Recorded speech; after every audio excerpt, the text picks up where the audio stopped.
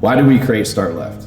Well, it comes from a deeply personal story, but before I go into that, it was the realization from a business executive to help other business executives understand security and why it matters. And from a software perspective, we say things like security, and it means a lot of other things.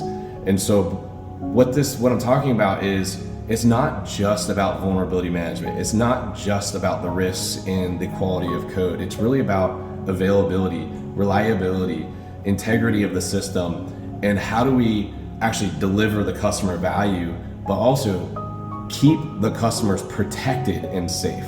And so with that, I'll go into my story. My daughter, type 1 diabetic, we use a constant glucose monitor and a mobile application to monitor her blood sugar all day, all night. Well, as you know, using technology, your behavior changes. And when your behavior changes, you start to trust the technology. You hope that a billion-dollar company that is in a regulated environment can actually maintain high-quality, good software. We trusted that. Well, one night, our daughter was a 47 blood sugar for 3 hours.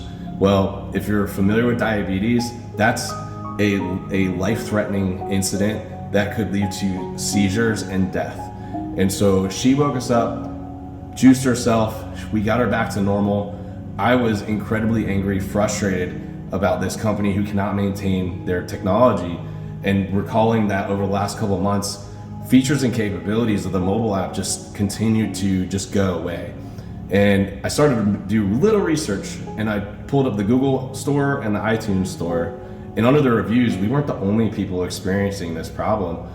But what was the most interesting thing on the reviews was that the company itself had not updated their mobile application in over 2.5 years. From a mobile application development perspective, that's light years.